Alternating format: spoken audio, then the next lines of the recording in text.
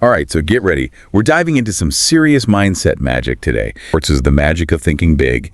And honestly, this book is like a blueprint for success, even though it was, written way back when, ready to unlock the power of a big mindset. It's amazing how relevant this book still is. Schwartz really tapped into something timeless about human potential.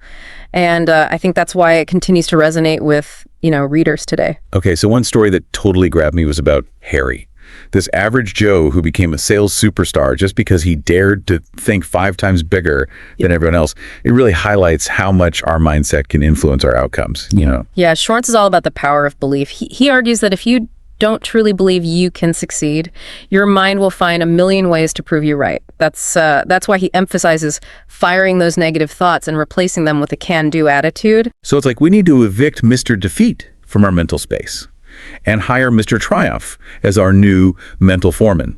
I love that analogy. It makes this whole idea of positive thinking so much more tangible. Exactly. It's about consciously choosing to focus on what's possible rather than getting bogged down by self-doubt or negativity. Right. But what about those pesky excuses that always seem to creep in? Schwartz calls them excusitis. And let's be honest, I think we've all been infected with that at some point. What's fascinating about excusitis is that it often stems from fear of failure, fear of judgment, or even fear of success. That makes so much sense. It's easier to stay stuck in our comfort zones, making excuses, than to step outside those boundaries and risk falling flat on our faces. Right. But Schwartz challenges us to confront those fears head on and realize that they're often much bigger in our minds than they are in reality. Totally. Schwartz also paints a vivid picture of the difference between thinkers big and thinkers small. Remember that analogy of the 3 bricklayers? It's such a powerful illustration of how mindset shapes our experience. Absolutely. The bricklayer, who sees himself as building a cathedral, not just laying bricks, is naturally going to approach his work with a greater sense of purpose and pride. And that, in turn, will influence the quality of his work and his overall satisfaction.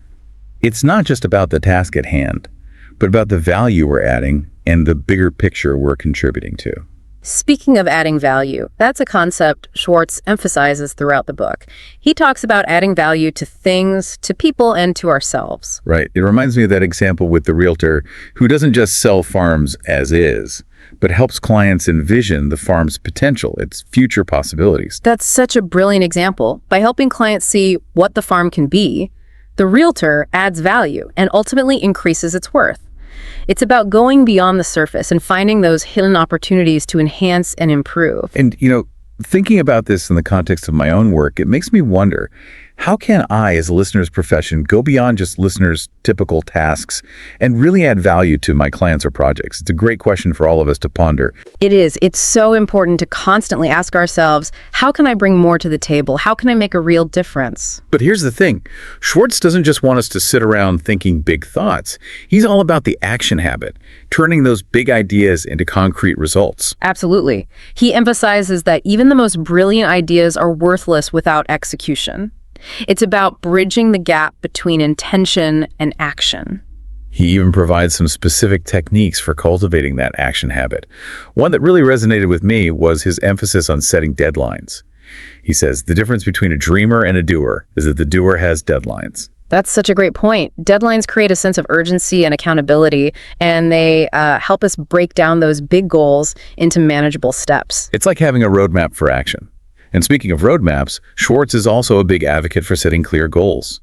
He believes that goals provide direction and motivation, helping us stay focused on what we want to achieve. I love how he encourages readers to write down their goals and review them regularly. It's a simple but powerful technique for keeping those goals top of mind and making them feel more real and achievable. It's like we're creating a contract with ourselves, a commitment to action. Exactly. And by writing down our goals, we're also forced to get specific about what we want and to define those aspirations in tangible terms. So it's not just about wishing or hoping, but about creating a concrete plan for making those dreams a reality. Precisely. It's about taking those big, audacious goals and breaking them down into smaller, actionable steps. But what about those times when we hit a roadblock, when things don't go according to plan?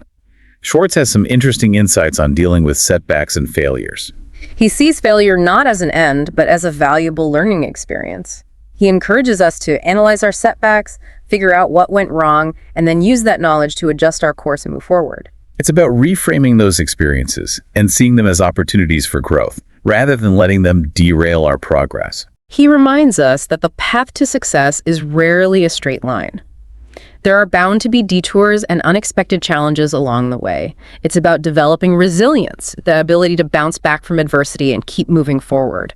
So it's not about avoiding failure, but about learning from those experiences and using them to fuel our growth. Exactly. It's about embracing the journey with all its twists and turns, and seeing those challenges as stepping stones to success. Schwartz also talks about the impact our environment has on our thinking.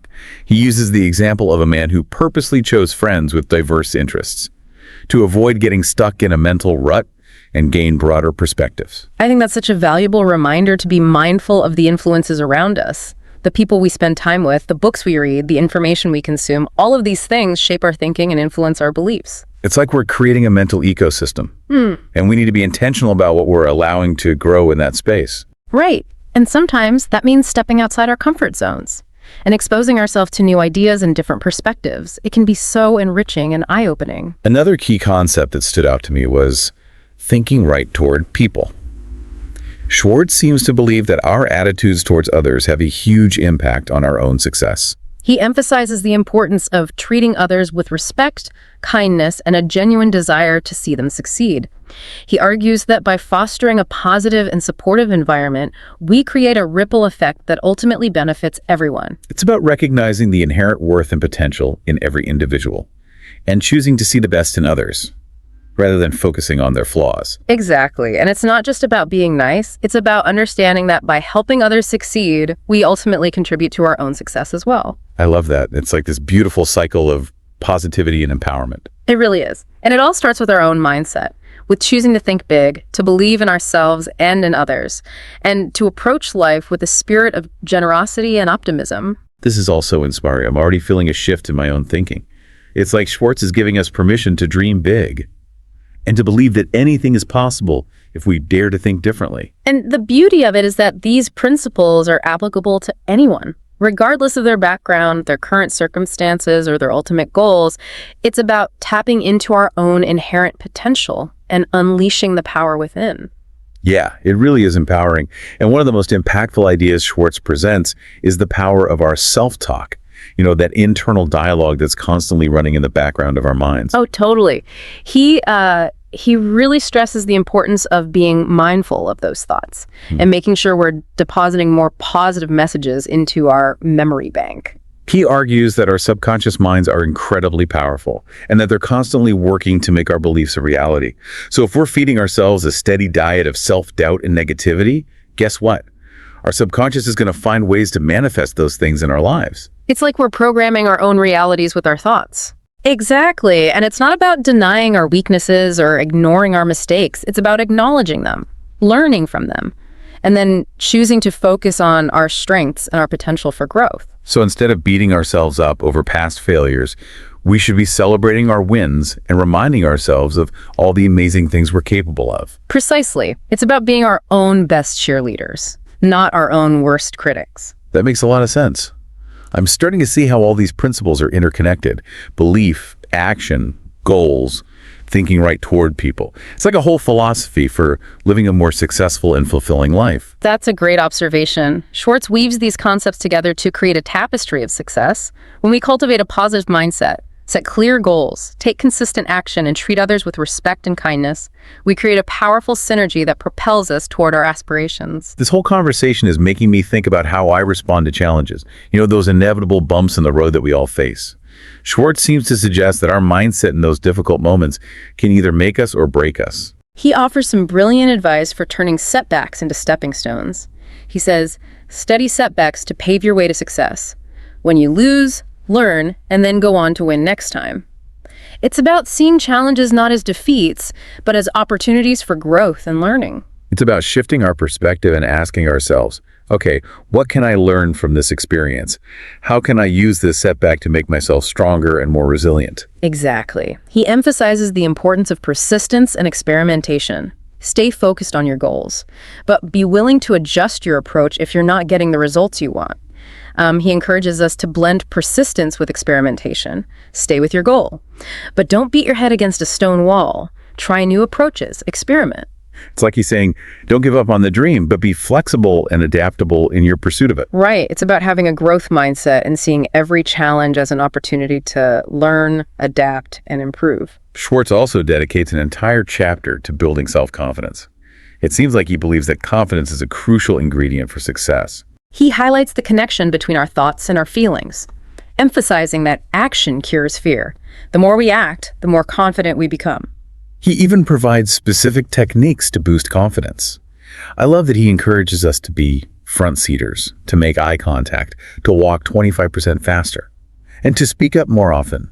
These seem like such simple things, but I can see how they would project an aura of confidence. It's fascinating how these actions not only project confidence to others, but also create a feedback loop that reinforces our own sense of self-assurance. It's about acting as if we're confident until it becomes a natural part of who we are. And then there's the power of a genuine smile. Schwartz is a big believer in that. He calls a smile a confidence vitamin, and there's actually scientific evidence to support this. Smiling releases endorphins, which have mood-boosting and stress-reducing effects. So by choosing to smile, we're not just faking it till we make it, but actually creating positive physiological changes in our bodies. Exactly. It's about leveraging the mind-body connection to create a positive upward spiral of thoughts, feelings, and actions. I'm curious to know what Schwartz thinks about intelligence. Does he believe that you need a super high IQ to achieve great things? That's where he debunks the myth of intelligence excusitis. He argues that it's not how much intelligence you have, but how you use it that matters most. He calls it applied intelligence. He gives some great examples to illustrate this point, like the guy with a PhD who ended up driving a truck in the Army because he had such a negative attitude. And then there was Phil, who wasn't the sharpest tool in the shed, but became a top executive because he was a master at understanding and motivating people. It's a powerful reminder that intelligence is just one piece of the puzzle.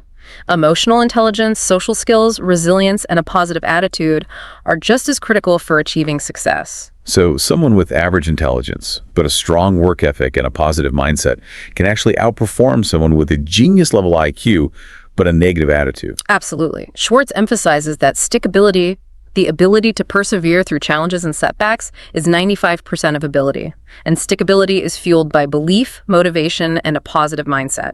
It's not about being a brainiac, but about being a thinker-doer, right? Exactly. It's about combining intelligence with action, persistence, and a belief in your ability to overcome obstacles. Now, I know Schwartz talks a lot about thinking big, but he also seems to acknowledge that we can't just sit around visualizing success. We have to take action. He sees goals as essential roadmaps that provide direction and motivation. He has a great quote, "Nothing happens until a goal is established.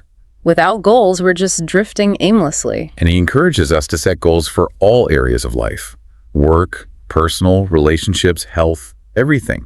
He even suggests writing down those goals and reviewing them regularly. The act of writing down our goals helps to crystallize them in our minds and make them more real. And reviewing them regularly keeps those goals top of mind and helps us stay focused and motivated. It's like we're creating a visual reminder of what we're working towards. Exactly. And by writing down our goals, we're also forced to get specific about what we want and to define those aspirations in tangible terms. I love that he encourages us to be bold and ambitious in our goal setting. He says, don't sell yourself short. It's like he's giving us permission to dream big and to believe that anything is possible if we set our minds to it. He reminds us that we're capable of so much more than we often give ourselves credit for. This is all so inspiring. I'm already feeling a surge of motivation to revisit my own goals and maybe even set some new ones that stretch me a little further. That's fantastic. It's never too late to start thinking bigger and to set our sights on new horizons. One thing that really resonated with me was his example of a young man who, at age 22, wrote down a detailed plan for his future, including everything from his career aspirations to the kind of house he wanted to own. 5 years later, he had achieved nearly everything on his list. It's a testament to the power of setting clear goals and consistently working towards them. When we have a clear destination in mind, we're more likely to make choices and take actions that align with that vision. It's like we're creating a self-fulfilling prophecy. By believing in our ability to achieve those goals and taking consistent action, we make them more likely to materialize. Exactly. It's about aligning our thoughts, our beliefs, and our actions to create the reality we desire. But what about those unexpected bumps in the road? Life rarely goes exactly according to plan. Does Schwartz acknowledge that? Absolutely. He acknowledges that setbacks and detours are inevitable. He encourages us to be adaptable and to see those challenges as opportunities for growth and redirection. He uses a great analogy.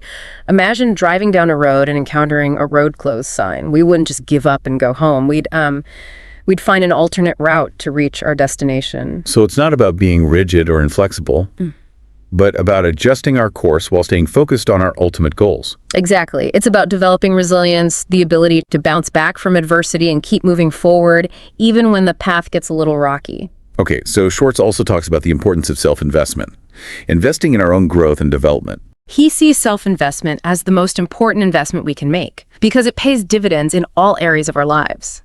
He encourages us to invest in books, courses, mentors, and anything that can enhance our knowledge, skills, and abilities. It's like investing in our own human capital, constantly upgrading our skills and knowledge to stay ahead of the curve. It's about recognizing that our greatest asset is our own potential, and that investing in that potential is essential for long-term success and fulfillment. And finally, I know Schwartz touches on the topic of leadership. What are some of his key insights there? He sees leadership not as a position of authority, but as a quality that anyone can develop. He outlines 4 fundamental rules of leadership that resonate even today. Trade minds with the people you want to influence. Think progress. Believe in progress. And push for progress. And think right toward people. Let's break those down a bit. Trading minds sounds intriguing. What does he mean by that? It's about understanding the perspectives of those we want to influence, seeing the world through their eyes, and communicating in a way that resonates with their values and motivations. It's about empathy and putting ourselves in the other person's shoes. Exactly. And then there's the emphasis on progress. Schwartz believes that true leaders are those who embrace change, constantly seek improvement, and inspire those around them to do the same. He calls them progressives, those who are always looking for ways to do things better. It's about having a growth mindset and constantly pushing the boundaries of what's possible. And finally, thinking right toward people circles back to that concept of treating others with respect, kindness, and a belief in their potential. It's about creating a positive and supportive environment where people feel valued and empowered to contribute their best. It's about recognizing that true leadership is not about wielding power over others, but about empowering others to achieve their full potential. It seems like all these principles, thinking big, setting goals, taking action, treating others with respect, are all interconnected, like pieces of a puzzle that fit together to create a picture of success and fulfillment. You've hit the nail on the head. Schwartz isn't just offering a collection of tips and tricks. He's presenting a holistic philosophy for living a more meaningful and impactful life. And it all starts with our mindset, with choosing to believe in ourselves and in our ability to create the life we truly desire. Yeah, it's a powerful message, this idea that we have the power to shape our own realities by changing the way we think. It's one of the most liberating concepts I've ever encountered. And it's, backed by a growing body of research in fields like neuroscience and positive psychology. Our thoughts really do have a profound impact on our brains, our bodies, and our experiences. Schwartz talks about this idea of creative thinking. And he seems to believe that it's not just for artists and inventors, but that anyone can tap in to their creative potential. Absolutely. He challenges the notion that creativity is some kind of innate talent that only a select few possess. He argues that it's a skill that can be cultivated through practice, curiosity, and a willingness to challenge the status quo. He encourages us to become idea sponges, to be receptive to new ideas, and to break out of those fixed routines that can stifle our creativity. He even warns against something he calls prediction paralysis, the tendency to stick to the old ways of doing things simply because that's how it's always been done. He urges us to be more experimental, to try new approaches, and to constantly seek ways to improve and innovate. He gives a great example of a young woman who opened 4 successful hardware stores in just a few years. Her secret: she was constantly asking herself, how can I do a better job?